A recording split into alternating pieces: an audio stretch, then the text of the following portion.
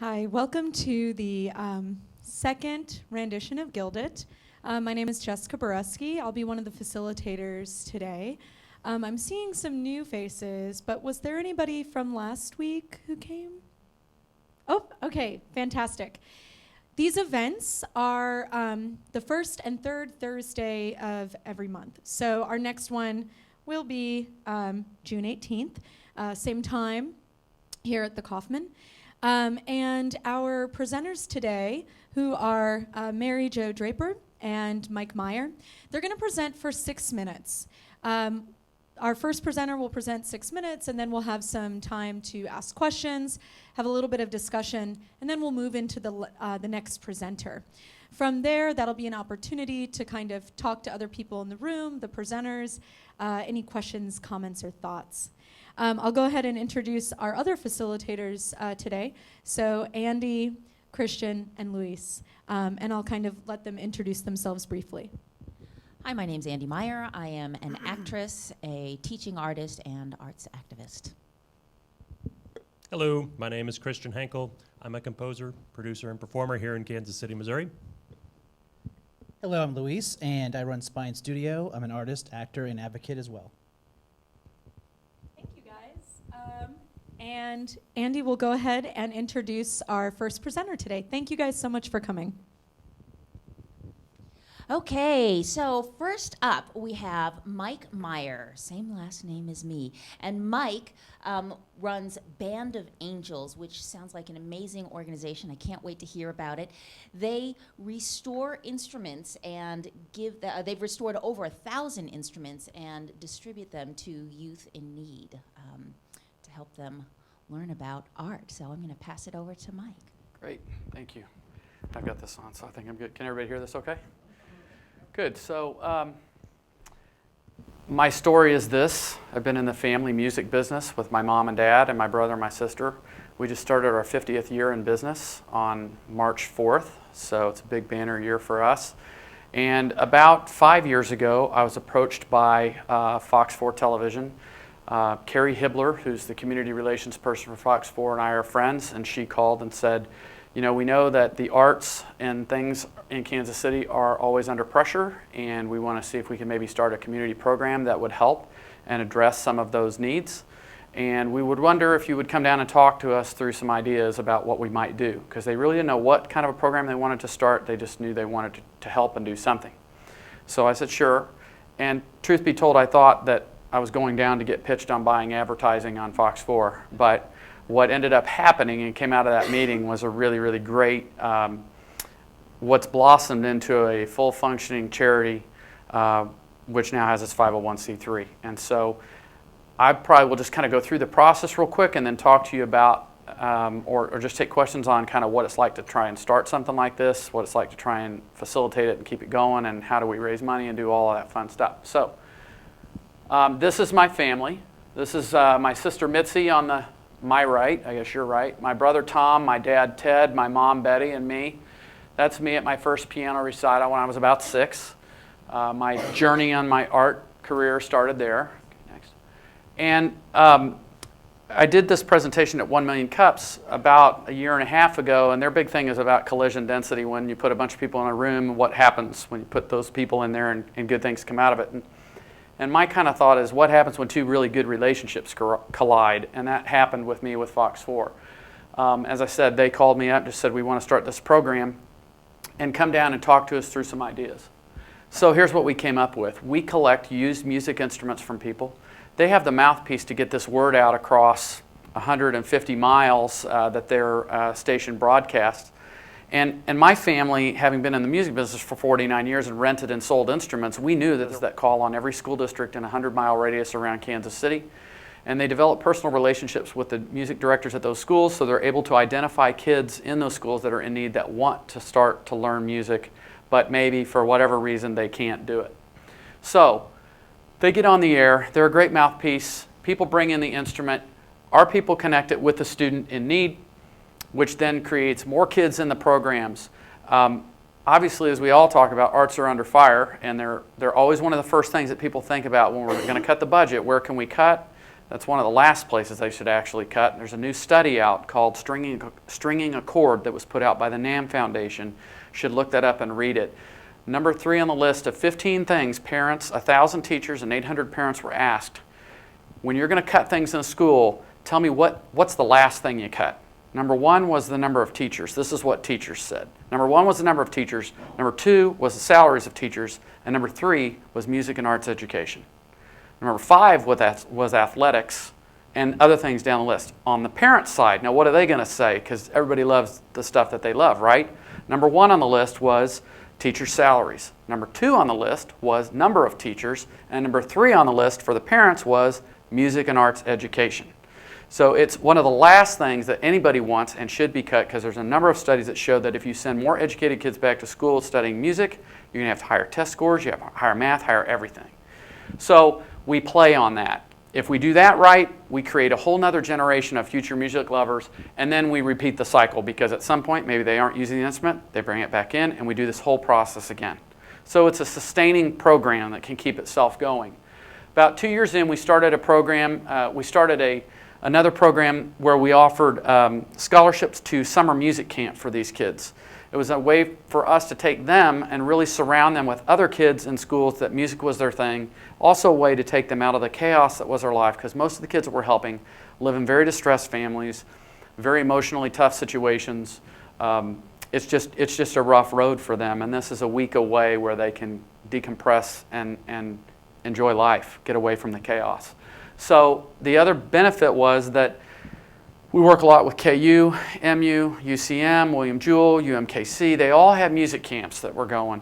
And the schools were not really recognizing the value of these camps, and they started to raise the cost of sending the kids. They were charging more for facilities. And so now there's pressure on the camp to even keep going. And with kids having so many more options today, it was tough for them to keep the enrollment in the camp. So we thought, well, if we can send these kids to camp, not only are we helping the kids, but then we're also helping the camp stay viable and keep going. UCM in Warrensburg, I went to camp there when I was in junior high and high school. They just canceled their camp last year after 60 years.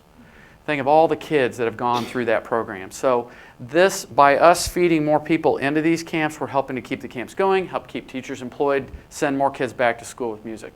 Next.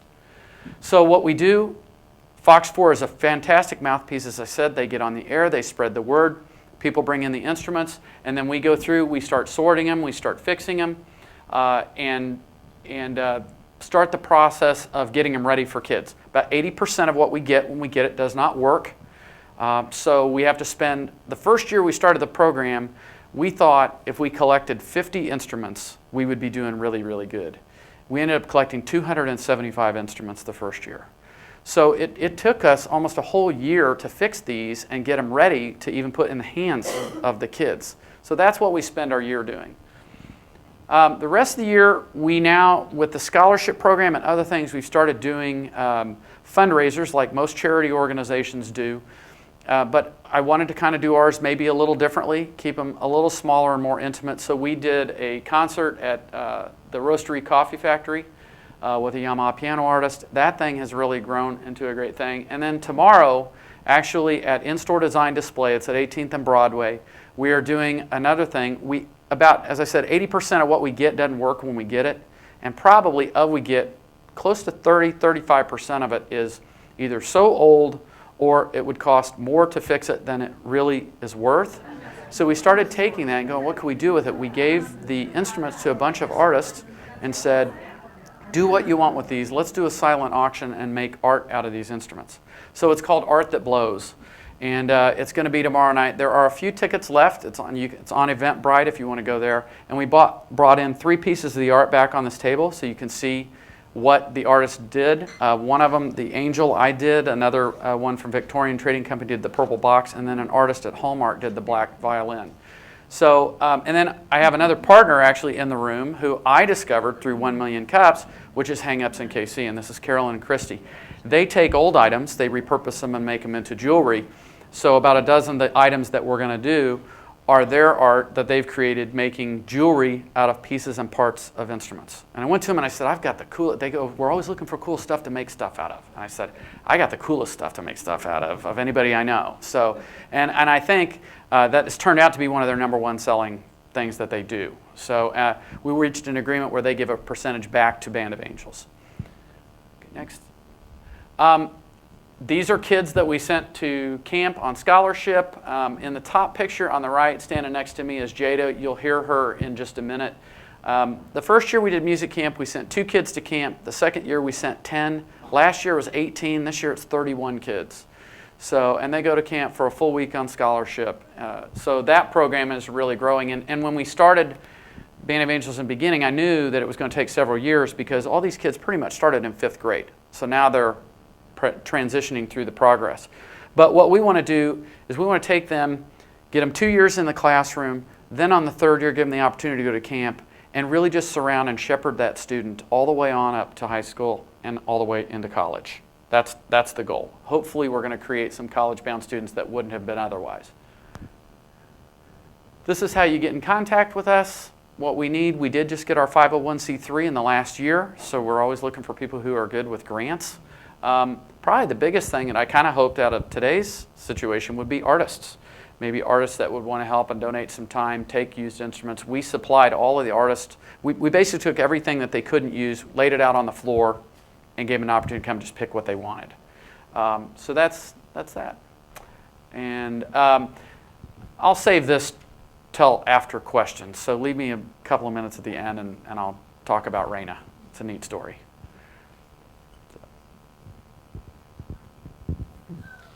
If anyone has any questions, let us know and we'll bring a microphone to you. Oh. What is the age of, minimum age of the kids that go to camp, and where is the camp held? Usually it's 8th graders. Last year all the kids went to University of Kansas to the camp because they host a series of week-long camps. This year it's kind of exciting. We have kids going to 5 different camps. We have 5 kids going to University of Missouri, Northwest Missouri State, KU, Fort Hays State, and Ottawa Suzuki Camp. There's really not an age minimum, but that's the age that when they really start working best in schools. One of the kids that's going to Ottawa Suzuki Camp is very young. They got an instrument from us. And it was really kind of a neat story because this student really wanted to learn and could not go to camp. And so their parent, they couldn't pay to go to the Ottawa Suzuki Camp. So the parent just drove them down there and just sat and watched the whole week. And the kid couldn't participate, but they just every day went to the camp and watched all the other kids participating, which is kind of a part of the Suzuki way anyway, but you know, it's going to be so awesome that that kid gets to spend the whole week working in the camp this year. Yeah.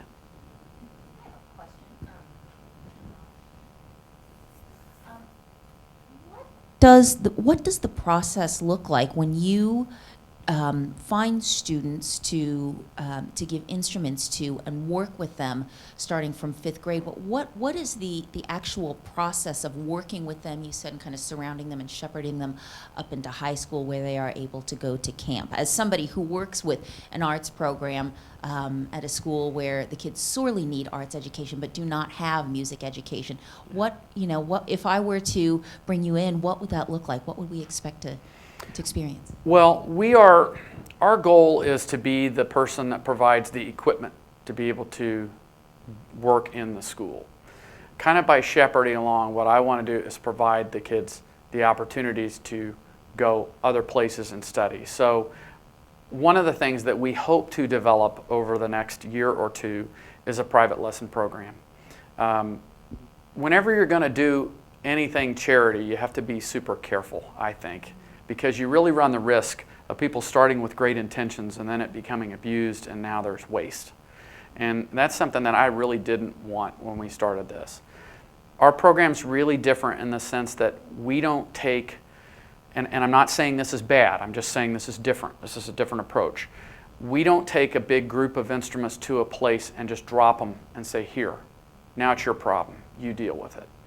Our goal is to find that one child that, here's the typical process of recruiting kids. music directors go into the classroom. They get the kids all excited. They show them the instruments. They sometimes give them an opportunity to play one. Then the child goes home and says, I want to be in band or I want to be in orchestra. And the mom and dad, in the cases of the people we deal with, fear comes over their face because they're like, I don't have an instrument. I can't afford to go do anything like that. So now you have a parent who's embarrassed because they can't help the kid that they want to help. You have a child who's crushed. You have a teacher at the school who's disappointed because she didn't have as many people in the classroom. So we want to take, you have an instrument, you bring it in, you give it to me. My goal is to find you and connect you and you together with that piece of equipment. And then give the scholarship opportunities after they've shown that they really want to do it and they're in the classes and they're working, then give them the opportunity to go and get better. I think it's important that there has to be desire on the child's part. So that's a big part of what we do. But I hope that answers your question. I mean, just giving them the opportunities. Raina, well, I'll tell Raina's story right now. Raina's a great example of a kid who really wanted it. She is from Olathe. She wanted to be in beginning orchestra. In Olathe schools, they'll let you have a school instrument for the first year. And then after the first year, you have to turn that in, you have to get a different one, and you have to go obtain your own instrument. And she couldn't do that. So she went back to the school, and she told the teacher, I'm not going to be able to be in orchestra next year because I can't get an instrument. And that teacher identified and recognized this kid is special. She really did a great job this year. She wants this. So that teacher then went to the administration, and they got an instrument for her to use. They gave it to her with two stipulations. One, you have to come back every year that you're playing it and play for the beginning students so they can see your progress. And two, if you graduate high school with honors, we will give you an option. You can either keep the viola or you can return the viola and we'll give it to somebody else to use. She did all of it. She came back every year. She played for the students, and each year she brought a couple of friends with her till the point where she came back as a senior. She brought the whole orchestra with her, and they performed for the kids. At the end of the concert, she tearfully said, I would rather give it back. Now that's a kid who has shown the desire, put in the work, and now is showing the most selfless act and give it back. So the school teachers identified that and said, so they called me, not knowing that I did anything with Band of Angels. They called me to buy a viola. And so I said, well, tell me about the student. They told me about the student. That's where we took the funds that we had raised from Band of Angels. We actually bought her a viola, and we went and we presented it to her at the school. She came for the presentation thinking she was there to hand it to the next student who was going to get it. And when she walked in, this is her teacher. This is the guy who identified her as a special student that really had desire. And so they all went out of their way to find these kids. And that's what I find with most of the teachers I work with in the schools. There's some that just want a program. They just want to, okay, almost done? Okay. There's some that want a program where they just want to put more kids in their classroom. And then there's some that really want to try and identify those kids that are super talented and keep moving them along, or just have a great desire, not even super talented, just have a great desire. So that's what we're trying to do. We're trying to connect those two pieces and give them, once we find those, move on. So You Other had a questions? slide. Oh, I'm sorry. Go ahead. Yeah, you had a slide, I think it was one right before this, Mhm. that said what we need. Uh-huh. And I think we went through it too quickly. I think this would be interesting to talk about. Well, being a guy who's been in public business and not really in the not-for-profit world, the idea of looking at a grant application was pretty scary to me. And they're asking me lots of questions. Do I have to fill out every line? Do I not have to fill out every line? What does it mean? Is my charity audited? Is it not audited? So the grant application advice was a very big piece of it. And after I presented at 1 Million Cups, there were several people that approached me, and we learned about grants and talked about that. But I can always learn more. And also, where are those grants? Where are the grants that fit what we're looking for? Because every grant typically has a specific intention, and if you match that intention, you're a great fit for the grant. If you don't, you can fill out grant applications all day long and you're just wasting pencil lead, So trying to identify those grants that fit with this mission, that would be something that we would need. Connections. If you know a parent of a student who's struggling and they need an instrument, that's, connect them with us. Instruments, if you have an instrument sitting in the closet, get it out, bring it in. If we can't make it playable and give it to a student, we're going to make art out of it and raise money to give to someone else. So there's always a use for the equipment. And then the last thing is just contributing artists who want to help, who believe what we're doing is good and want to help. Other questions?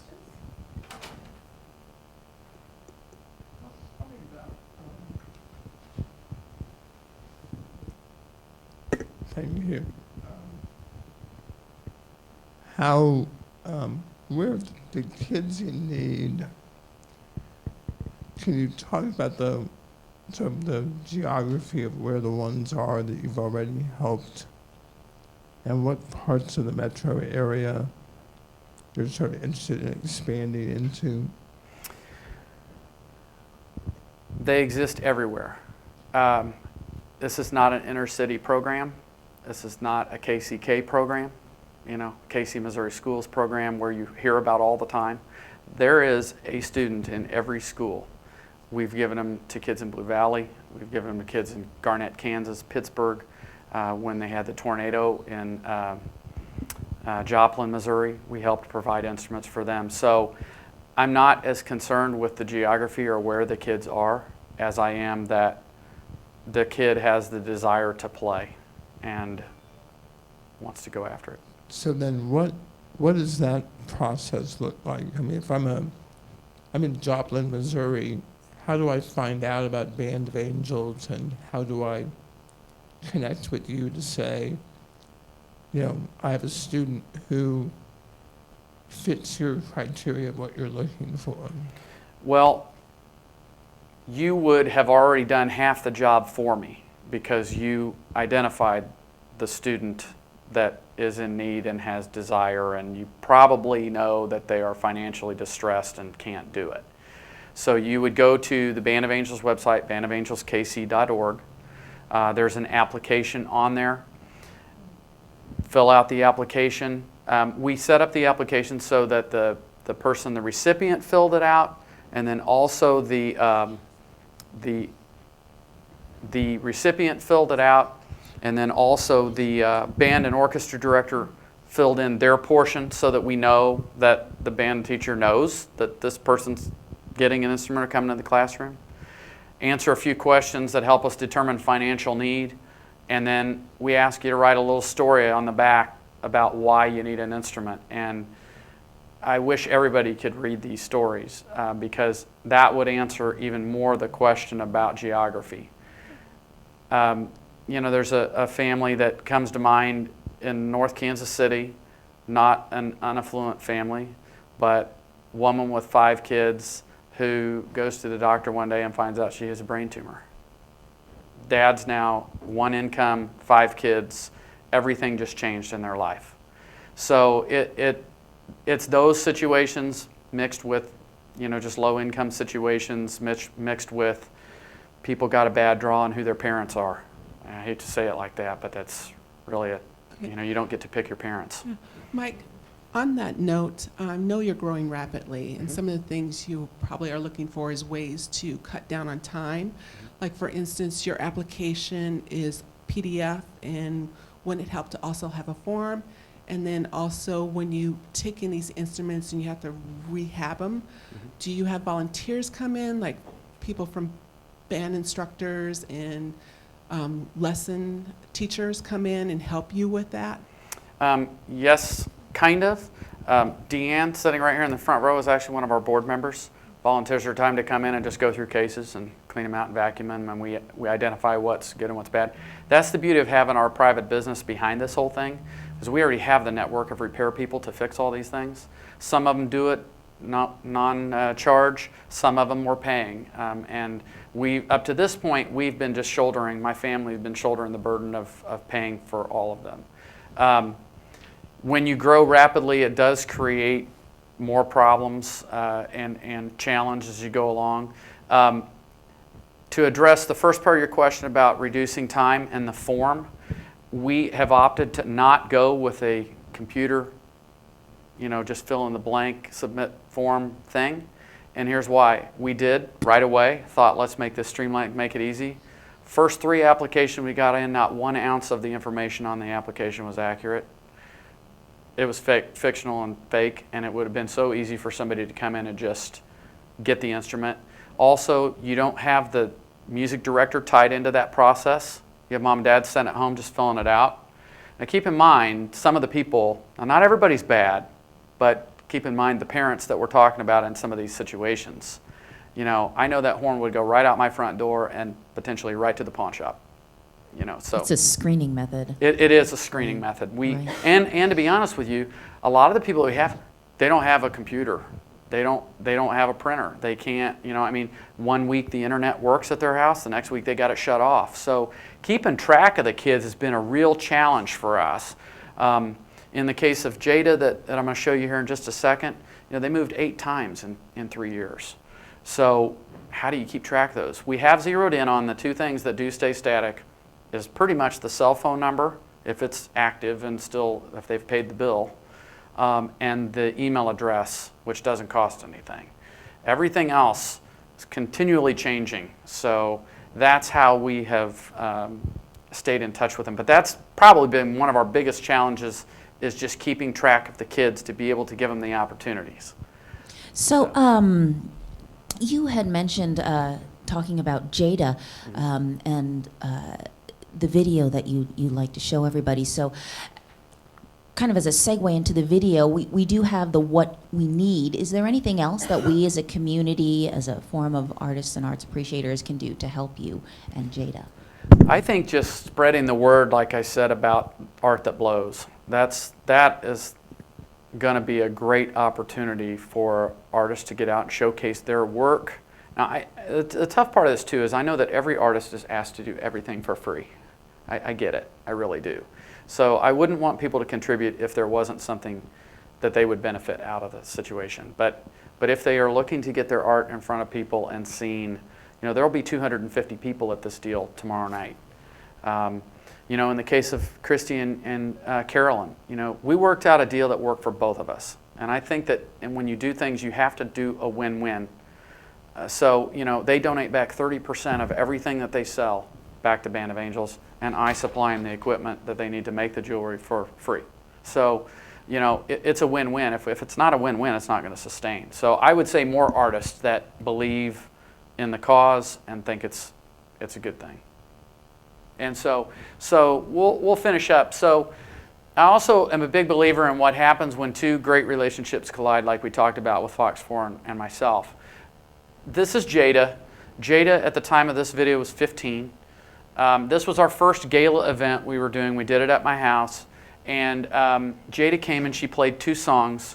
I ran across Jada because my son John, who's in the Royals jersey up here, was at camp at UCM.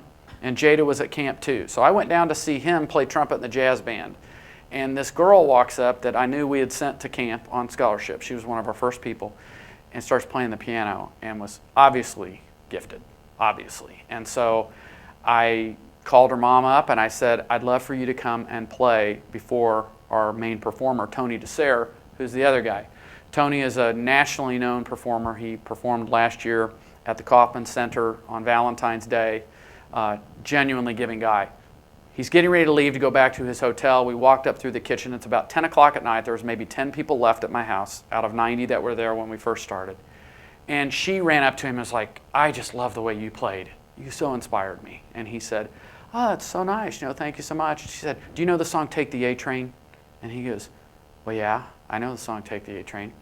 He goes, do you know the song Take the A Train? She goes, Yeah, I love that song, but I don't know it very good. He goes, well, come in here and let's play it together. So they walked in, never met, never rehearsed, no planning. This is totally off the cuff, and they're improvising here. And what ended up happening was incredible. I'm so happy I pulled my cell phone out, took the video. So this is about 30 seconds of a 2.5-minute video that's on YouTube of what happens when two people who really have desire and caring meet and something magical can happen. So.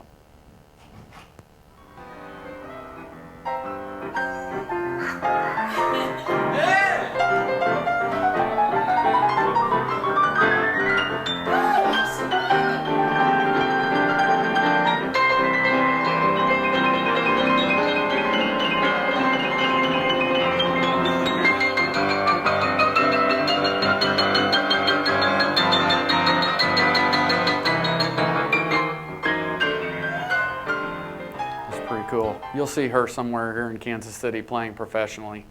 And so thank you so much for allowing me 30 minutes of your time and listening about Band of Angels. And appreciate it. All right, Mike Meyer and Band of Angels, thank you very much. So next up, we have Mary Jo Draper, who was formerly a KCUR news director and is currently editor of the Midtown Post. Oh, I'm sorry, we have announcements. So, as we're kind of segueing into the next talk, I also want to make a couple of announcements that could be helpful for anyone that's here and or related to the arts community. So as I make these announcements, maybe it's not you, maybe it's someone that you know that could benefit from one of these opportunities.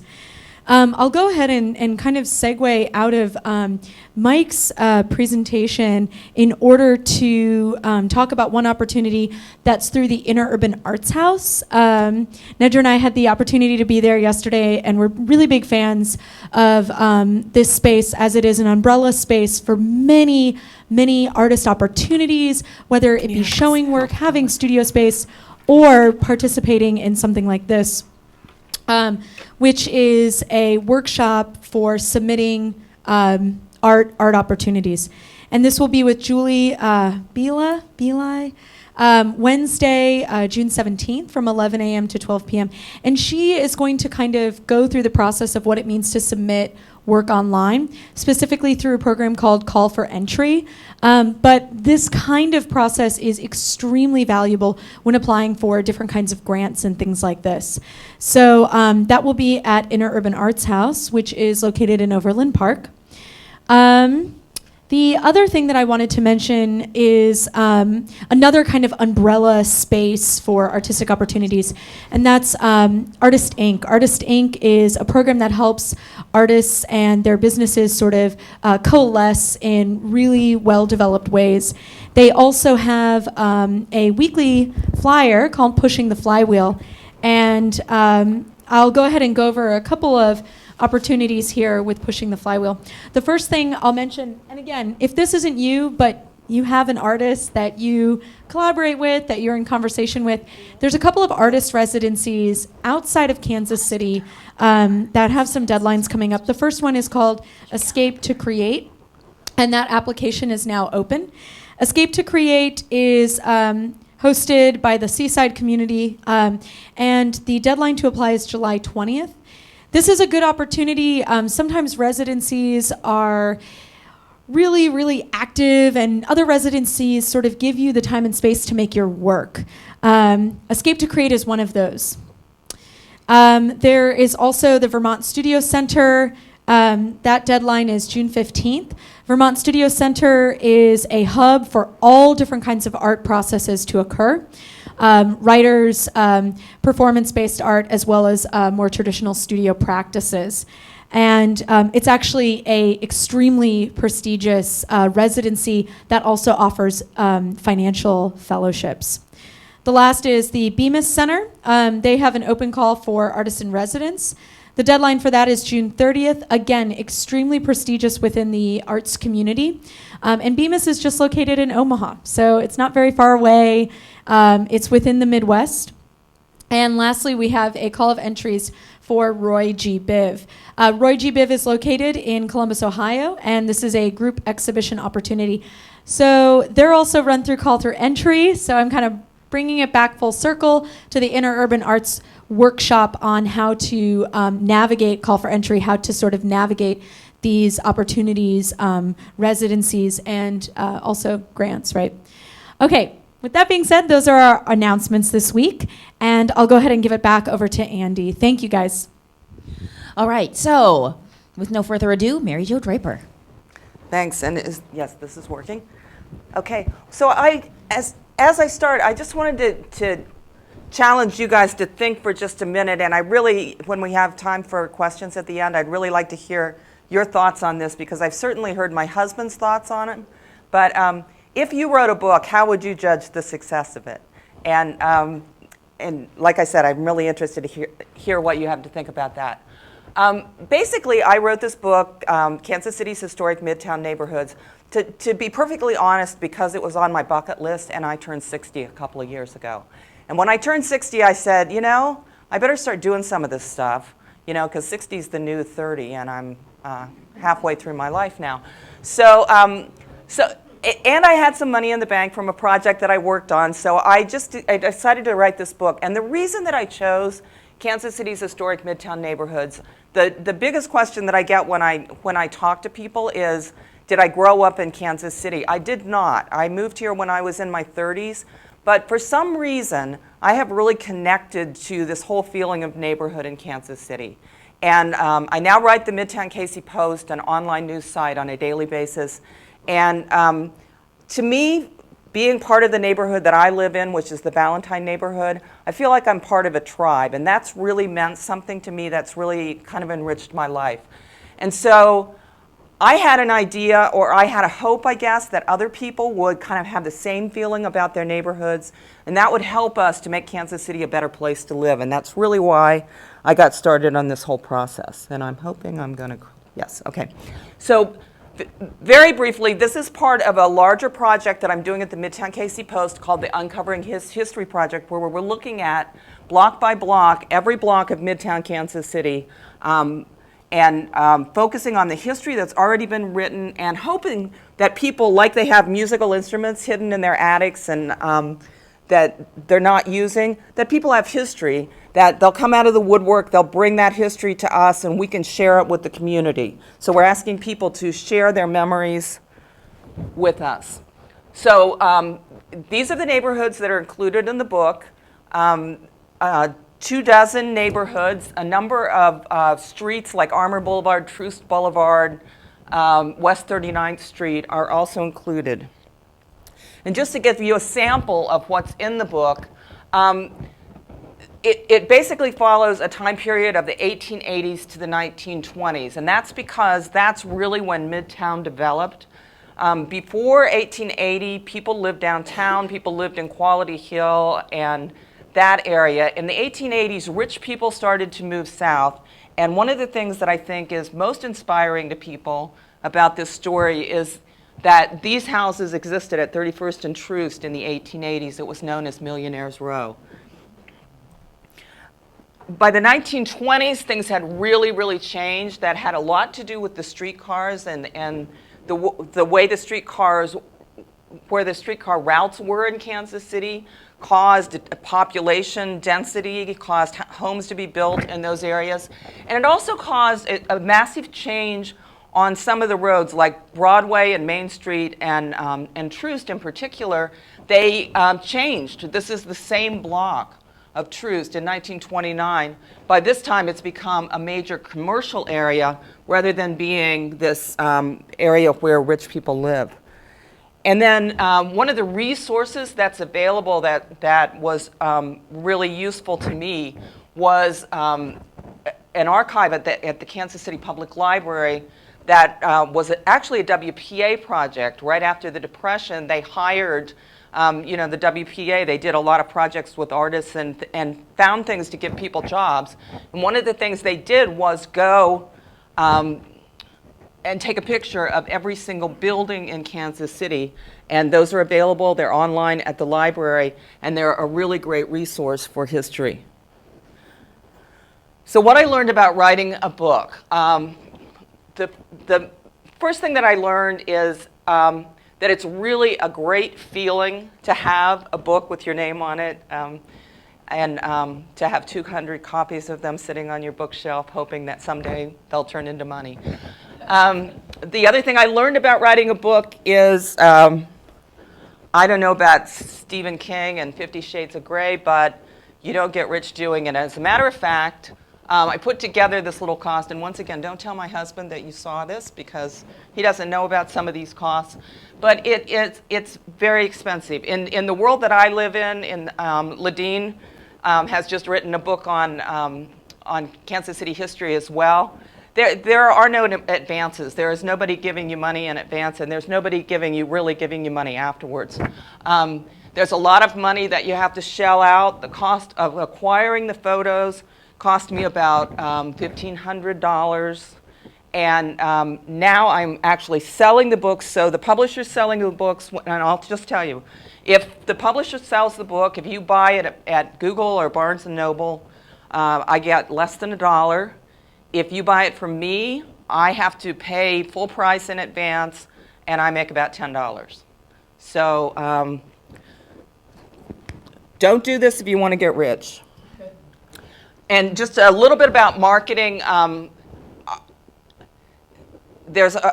sure all of you as artists know about that it's getting face-to-face with people that really is what sells things. So this is the Troost Festival. Recently, I spent about 5 hours at the Troost Festival talking to people and selling books. What seems to really work is to have some kind of a display where people can see, where I have old maps and pictures, draw people into conversation. I have a lot of really great conversations with people and learn a lot from them, and I don't necessarily sell that many books, but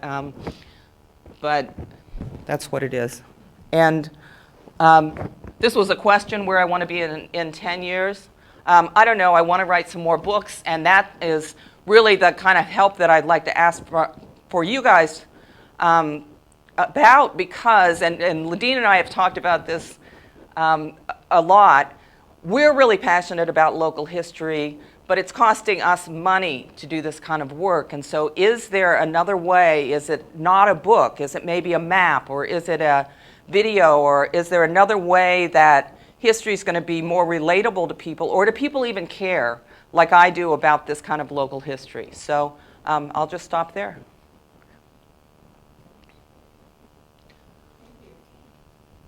We online? Here we are. Okay, first question. Mary Jo, how did you publish the book? So the book is published by a publisher called Arcadia Publishing, which is a local history publisher. And there are two companies, History Press and Arcadia Publishing, that have really, that's just what they do. They work on these small history kinds of things. The two of them merged in the last year, so there's really just one company, and we as authors kind of don't know what that means yet, but there's a venue for publishing this kind of history through them. So it's not self-publishing? It is not self-published. And do they have an e-reader version, or is it all hard copy? I believe that they are selling it, that you can also get it on. Okay. Thank you. Every dollar helps. You don't get $1 on the e-books. Yeah, right. Less than that. Okay. Okay. Have you thought about holding a class and using the book as required reading for the class? Oh, that's a good trick. You think? That's real. Yeah. No, but I think that's a good idea. Do you think that people would be interested in that? There is a large, well, relatively large group of people who meet at the library in the plaza on a regular basis. In fact, you can pull up the website at the library and you can see all the historical things that they do. And people who go there and speak with them sell their books there. Ah. I mean, I've seen that happen. So I am speaking at the library, and Ladina's speaking at the library next week. So a couple things. First thing is, just listened to you on the radio and thought you were great. Thank you. So having been on the radio, did that, you feel, give you an edge in terms of marketing? I thought it would, but apparently it hasn't. Really? But I have done, I have worked really hard on marketing. And I think just being out in the community and it's essential. I think I would have sold 10 books without marketing. I do a daily news site, so the Midtown Casey Post. I try not to be blatantly self-promotional, but I do promote it. We do the most popular thing that we do on the Midtown Casey Post is a Monday feature we do on history. This Uncovering History project. I always mention that the book's available. It's available on the site. And then any speaking opportunities that I can get, I'm out there because I think that's what really helps. And I have an off-the-wall idea about how to promote this or That's make my money favorite off of this. What do you think about things like these prohibition tours they do in Kansas City, guerrilla tours where it's audio, AV, where you can take someone to the location, maybe show them the image that's in the book, and then tell them the story about it. I think That'd be really fun. interesting. Yeah. And you could charge for that tour, actually, right? I do know that there is a big trend in theater called site-specific drama, where people will take walking tours of neighborhoods and areas, and there a scene will erupt in front of them, and it will be a piece of history. Oh, that would be interesting. That'd be an interesting collaboration to do. Yeah, I'm curious to know whether or not your interest lies in simply selling more books, or if the book functions as a catalyst point for you to then grow the project right in all of these different other kinds of experiential ways. Yeah, I'm really, in my mind, and I focused in today on the book, but in my mind it's all part of this bigger project, this Uncovering History project, where I just have this vision that by the time, I don't know, I have, this slide shows, these are the neighborhoods that or these are the blocks that I've covered so far in the Uncovering History project. There are way, way, way more blocks that need to be uncovered. To me, that's the big project. And the book is just, I almost think of the book as the Uncovering History 101. It's a snapshot of each one of the neighborhoods, and there are maybe 3 pictures of each neighborhood in a really, really brief history. And I didn't have time, I don't have time to go into great detail about any of the neighborhoods, but it's a starting point to start to write down, because I think there's so much stuff, there's so much information about the history of these neighborhoods that isn't written down. What's written down is the history of the Hyde Park neighborhood and the wealthy people that lived there. But there were working class neighborhoods, and there were little businesses in every neighborhood, and little grocery stores and hardware stores in every neighborhood. And all that stuff is in people's heads, but it's not written down. So to me, it's really about finding all that stuff, getting it out there. But really, the bottom line for me is that that's a way of building community. That's what people tell me. And when I go to meetings around Kansas City, that's what people say they love about Midtown, is the history and the architecture.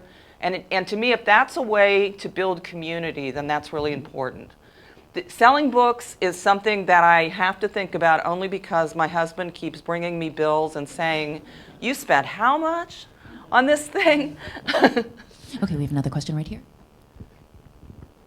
Well, building on that, that's the most compelling thing I've heard you say about this project. The question I was about to ask was, why should I care? Mm-hmm. You said, we need to uncover these stories, we need to capture this information, but until you just went into that level of detail about your passion for this project, I really didn't have a clue as to why I should really be concerned about this. Mm-hmm. You know, in a world in which history and data and memories are constantly being, washed away by the waves of time, it's getting people to share that vision of community development that could be a key to what you're really trying to accomplish. Yeah, thanks. That's very helpful. That triggered something else that I went to in New York, which I think might be kind of congruent with what you're doing. I don't know if you've ever been to the Tenement Museum in New York City. Tenement Museum is really interesting. They took an area of New York which were tenements at one point. A lot of immigrants that ended up in Manhattan. I mean, Manhattan's made of immigrants, right? Lived in these areas, and they lived. They're very poor, and they had businesses. They were ethnic neighborhoods, and they've converted like a block of this. Not the entire block, just like a room in one of the buildings. Like they would convert and say, "This is an example of how German immigrants lived in this tenement area." And it wasn't reenacted. It was just a room, and there was just a person who just talked, told some of the stories. In this kind of room, people would sit and they would, everyone would meet, and there were issues around the kind of food that was available and what they had to do to create, to make food for the immigrants that were ethnic, that people liked, and then how they got shut down. And I thought that was really interesting, and there's a ton of people that go through the Tenement Museum, and just triggered that this is very similar to that. That's And interesting. I don't know if your goal eventually is to create a museum, but there's a cultural element. And it also answers the question, well, why are you talking about this? And the answer to that was, well, all these families lived in these areas before they moved into other parts of Manhattan, and it was really, really compelling. One But more they have question? a great website also. I'll look at that. One more question right here. Totally different than theirs. From a business perspective, why do you need a publisher if you're only getting 10 cents on the dollar? Because it doesn't appear that they're doing much for you other than you're driving traffic to their site and they're taking the bulk of what you're getting. Couldn't you do the same thing? That's something that I've thought a lot about. I thought, well, since this is my first book, maybe I'll try a book on training wheels, which is basically what this is. It's like a book and a kit. Arcadia's gives you kind of a template, which is both good and bad. They do market the book in terms of they put it in Union Station and the Nelson, and they get it into Barnes & Noble, and they get it onto Amazon. So that's helpful. There's also, I think, some advantage to being a part of this series that this book is in. It's sepia-toned cover. There's now one on Hyde Park in Kansas City. There's one on the Parks and Boulevards system. So people are starting to recognize those. And I think that they pushed me, I know that they pushed me and drove me crazy with the quality of the photographs, that I would have settled for much lower quality. I would have thought, well, this is a really cool picture, we ought to just run it. They would say, no, absolutely not. And the feedback that I've gotten from people that have looked at the book has been, these photos are really high quality. I've seen other books that aren't as good. So I think there are like sort of pros and cons to dealing with publishers. We have another question here. Yeah, it's not so much a question but a suggestion. I was just on the Arcadia website, and it is a nationally recognised brand, and there's a very good reason why authors want to be published by publishers, because that's their business in making high quality books, which you've experienced. The financial or the back end of it is something that every author has a different relationship. Usually they are the big gorilla, and they can dictate terms, but you can sometimes work around that. But have you thought of getting together with the other authors of those same books in the series from Kansas City and trying to do a joint marketing or a collaborative process where you can produce a mailer or a flyer or co-brand them on a history website?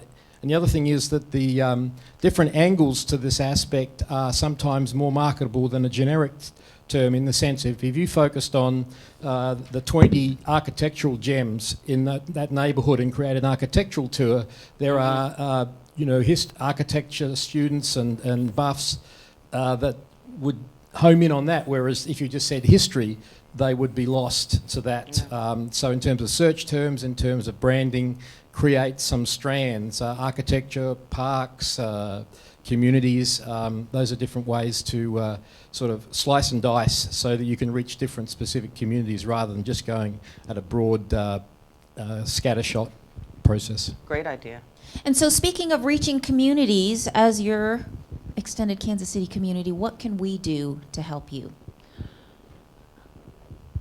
What I'm really interested in continuing, for instance, I've started a book on Armour Boulevard. I'm really interested in a lot of stuff along Armour.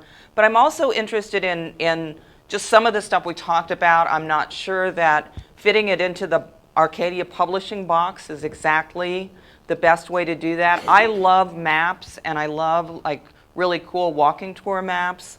And I'm wondering if, and one of the things that I thought maybe you guys would have interesting ideas about was whether there's some partnership opportunities with artists to do that sort of thing. I can't draw, but I would love to see a really cool map of Armour history. I'm interested in other ways to use the same information, all with the goal of sort of building community. I do have one more question for you. However, we are kind of at the end of our time, so do we have time for one more? Okay, good. Kind of along the lines of what this gentleman and some other people have been talking about. If you were collaborating with these other book artists or the writers, and you were creating, oh, I'm right in front of the camera. Oops. You're collaborating with them and creating these segments that you market to. You could also create a self-guided walking tour smartphone app, which would provide the pictures of each of the stops along the way of what used to be there, the stories behind it, and then direct links to purchase the books that you're marketing. That's a great idea too. Yeah, it sounds like we all need to get together. Well, actually, on that note, we'll close it out, but we will stay here in the room for another 20 minutes or so to chit-chat and network and trade some other ideas. So thanks again, Mary Jo Draper.